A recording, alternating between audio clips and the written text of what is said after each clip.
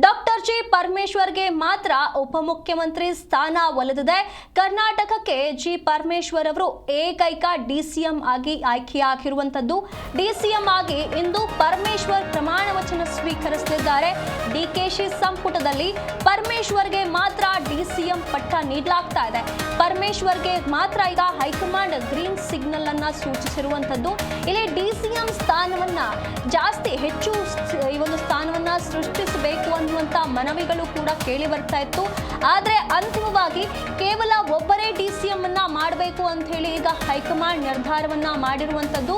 ಹಾಗಾಗಿ ಈ ಒಂದು ಸ್ಥಾನಕ್ಕೆ ಪರಮೇಶ್ವರ್ ಅವರನ್ನ ಅಂತಿಮಗೊಳಿಸಲಾಗಿದೆ. ಅವರ ಹೆಸರನ್ನ ಅಂತಿಮಗೊಳಿಸಲಾಗಿದೆ. ಪಟ್ಟಿಯಲ್ಲಿ ಇವರ ಹೆಸರನ್ನ ಘೋಷಣೆ ಮಾಡಲಾಗಿದೆ. ಅವರ ಡೆಸಿಗ್ನೇಷನ್ ಏನು ಅನ್ನೋದನ್ನ ಕೂಡ ಈಗ ಪಟ್ಟಿಯಲ್ಲಿ ಮೆನ್ಷನ್ ಮಾಡಿದ್ದಾರೆ, ಅಧಿಕೃತವಾಗಿ ಘೋಷಣೆ ಮಾಡಿದ್ದಾರೆ. ಈ ಒಂದು ಸ್ಥಾನಕ್ಕೆ ಹಲವರು ಪೈಪೋಟಿಯನ್ನ ನಡೆಸ್ತಾ ಇದ್ರು. ಈ ಸ್ಥಾನ ಹಲವರಿಗೆ ನೀಡಬೇಕು ಅನ್ನುವಂತ ಚರ್ಚೆಗಳು ಜೋರಾಗಿತ್ತು. ಇದರ ಪೈಕಿ ಅಷ್ಟೂ ಜನರ ಪೈಕಿ ಈಗ ಜಿ ಪರಮೇಶ್ವರ್ ಅವರನ್ನ ಆಯ್ಕೆ ಮಾಡಲಾಗಿದೆ. ಹೈಕಮಾಂಡ್ ಈ ನಿರ್ಧಾರವನ್ನ ತೆಗೆದುಕೊಂಡು ಅಧಿಕೃತವಾಗಿ ಘೋಷಣೆ ಮಾಡಿದೆ. ಡಿಸಿಎಂ ಆಗಿ ಕೇವಲ ಒಂದೇ ಸ್ಥಾನವನ್ನ ನೀಡಬೇಕು ಕರ್ನಾಟಕದಲ್ಲಿ ಅನ್ನುವಂತ ನಿರ್ಧಾರವನ್ನ ಮಾಡಿರುವಂತದ್ದು. ಇಲ್ಲಿ ಬಹು ಜನರನ್ನ ಆ ಒಂದು ಸ್ಥಾನವನ್ನ ಸೃಷ್ಟಿಸಬೇಕು, ಹೆಚ್ಚು ಸ್ಥಾನಗಳನ್ನ ಅಂತೇಳಿ ಮನವಿಗಳು ಕೇಳಿ ಬಂದಿತ್ತು. ಆದ್ರೆ ಡಿಕೆ ಶಿವಕುಮಾರ್ ಅವರು ಇದಕ್ಕೆ ವಿರೋಧವನ್ನ ವ್ಯಕ್ತಪಡಿಸ್ತಾ ಬರ್ತಾ ಇದ್ರು. ಬೇಡ, ಹೆಚ್ಚುವರಿ ಸ್ಥಾನವನ್ನ ಸೃಷ್ಟಿ ಮಾಡೋದು ಬೇಡ, ಒಬ್ಬರೇ ಇರಲಿ ಅನ್ನುವಂತ ಮಾತುಗಳನ್ನ ಡಿಕೆ ಶಿವಕುಮಾರ್ ಅವರು ಕೂಡ ಆಡ್ತಾ ಬಂದಿದ್ರು.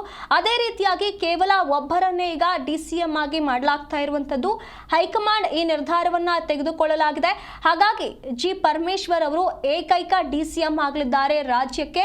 ಇಂದು ಡಿಕೆ ಶಿವಕುಮಾರ್ ಅವರ ಜೊತೆಗೆ ಡಿಕೆ ಶಿವಕುಮಾರ್ ಅವರು ಸಿಎಂ ಆಗಿ ಪ್ರಮಾಣ ವಚನ ಸ್ವೀಕರಿಸಿದ್ರೆ ಪರಮೇಶ್ವರ್ ಅವರು ಡಿಸಿಎಂ ಆಗಿ ಈ ಒಂದು ಸ್ಥಾನವನ್ನ ಅಲಂಕರಿಸಲಿದ್ದಾರೆ.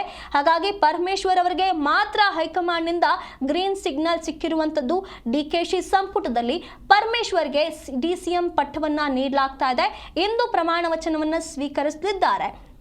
ಅಂತಿಮವಾಗಿ ಯಾವುದರ ಬಗ್ಗೆಯೂ ಕೂಡ ಇಲ್ಲಿ ಅಂತಿಮ ಮಾಹಿತಿಗಳು ಬಂದಿರಲಿಲ್ಲ.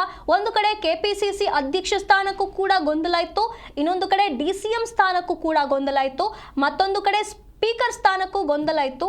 ಆದರೆ ಈಗ ಡಿಸಿಎಂ ಸ್ಥಾನದ ಬಗ್ಗೆ ಅಂತಿಮವಾಗಿ ಅಧಿಕೃತವಾಗಿ ಘೋಷಣೆಯನ್ನ ಹೈಕಮಾಂಡ್ ಮಾಡಿದೆ.